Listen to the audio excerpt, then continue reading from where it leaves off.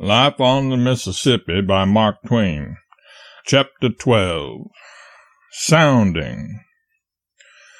When the river is very low and one steamboat is drawing all the water there is in the channel, or a few inches more, as was often the case in the old times, one must be painfully circumspect in his piloting.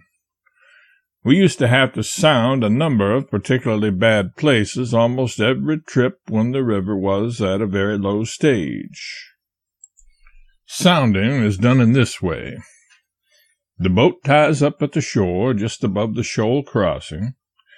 The pilot not on watch takes his cub or steersman and a picked crew of men, sometimes an officer also, and goes out in the yawl, provided the boat has not that rare and sumptuous luxury, a regularly devised sounding boat, and proceeds to hunt for the best water, the pilot on duty watching his movements through a spyglass meantime, and in some instances assisted by signals of the boat's whistle, signifying try higher up or try lower down, for the surface of the water, like an oil painting, is more expressive and intelligible when inspected from a little distance than very close at hand.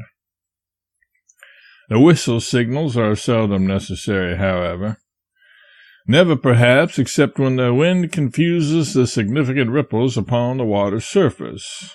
When the yawl has reached the shoal place, the speed is slackened.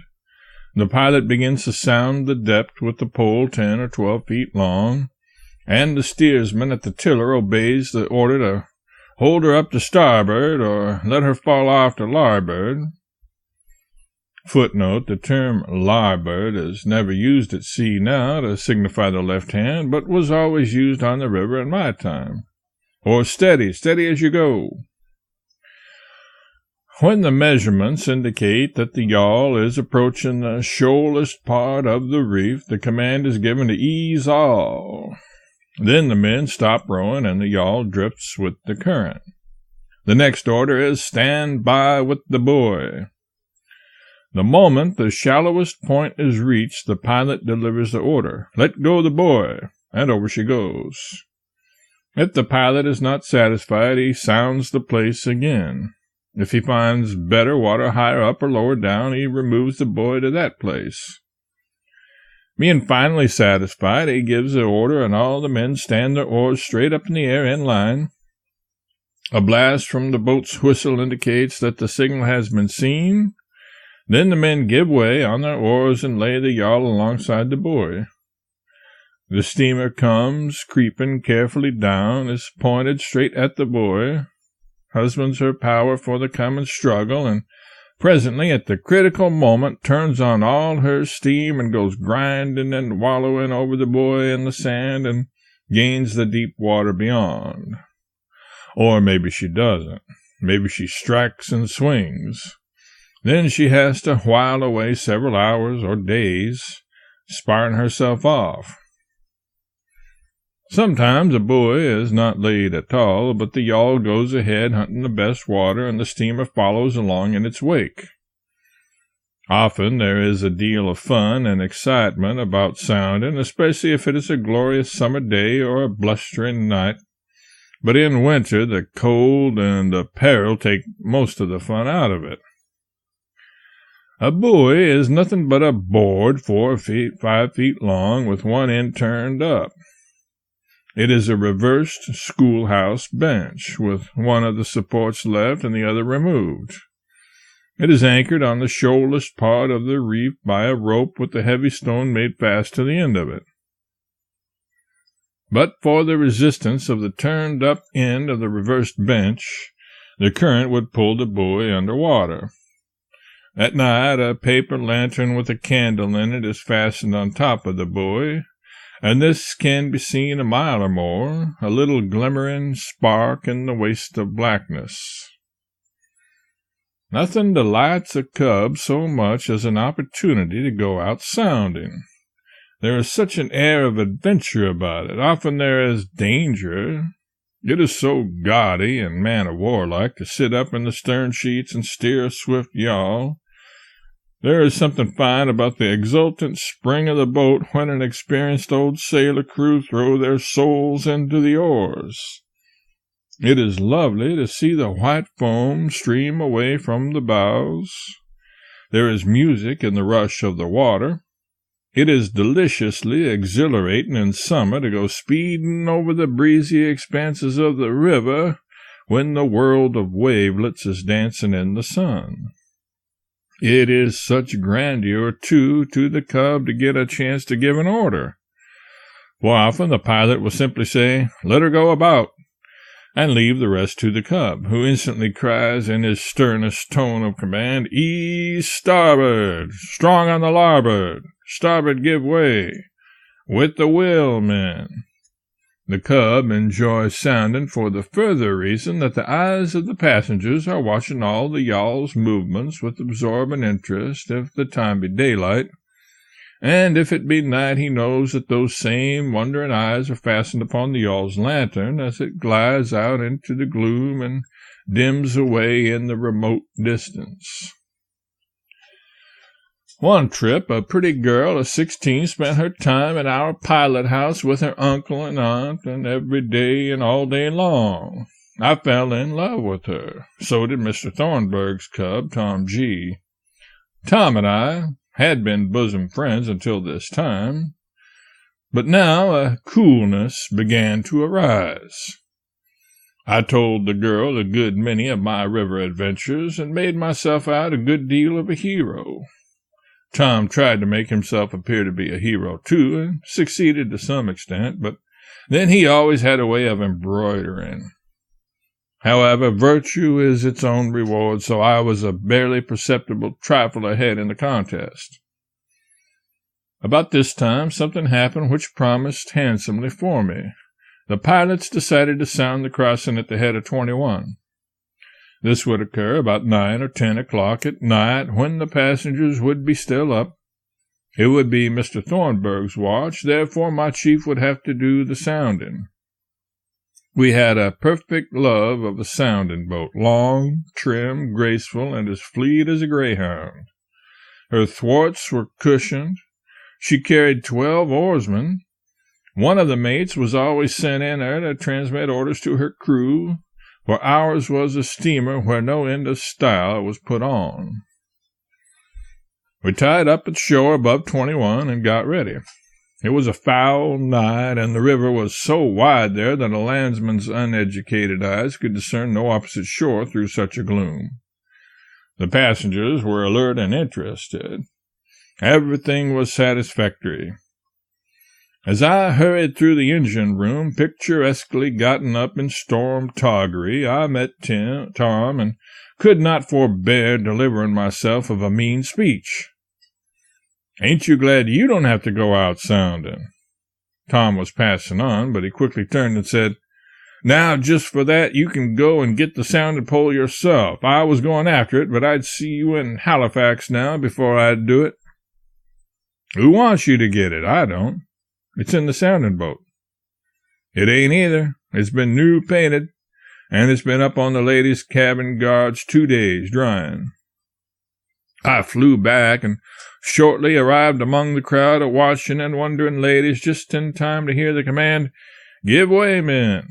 I looked over, and there was the gallant sounding boat booming away, the unprincipled Tom presiding at the tiller, and my chief sitting by him with the sounding pole, which I had been sent on a fool's errand to fetch. Then that young girl said to me, "Oh, how awful to have to go out in that little boat on such a night. Do you think there is any danger?" I would rather have been stabbed. I went off full of venom to help in the pilot house. By and by the boat's lantern disappeared, and after an interval a wee spark glimmered upon the face of the water a mile away. Mr. Thornburg blew the whistle in acknowledgment, backed the steamer out, and made for it. We flew along for a while, then slackened steam and went cautiously gliding toward the spark. Presently Mr. Thornburg exclaimed, "Hello, the buoy lantern's out." He stopped the engines. A moment or two later he said, "Why, there it is again." So he came ahead on the engines once more and rang for the leads. Gradually, the water shoaled up and then began to deepen again. Mr. Thornburg muttered, "Well, I don't understand this. I believe that boy has drifted off the reef. Seems to be a little too far to the left. No matter, it is safest to run over it anyhow." So in that solid world of darkness we went creeping down on the light. Just as our bows were in the act of plowing over it, Mr. Thornburg seized the bell ropes, rang a startling peal, and exclaimed, "My soul, it's the sounding boat!" A sudden chorus of wild alarms burst out far below, a pause, and then the sound of grinding and crashing followed. Mr. Thornburg exclaimed, "There, the paddle wheel has ground the sounding boat to lucifer matches. Run, see who is killed." I was on the main deck in the twinkling of an eye. My chief and the third mate and nearly all the men were safe. They had discovered their danger when it was too late to pull out of the way.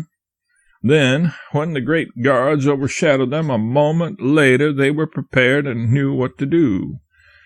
At my chief's order, they sprang at the right instant, seized a guard, and were hauled aboard.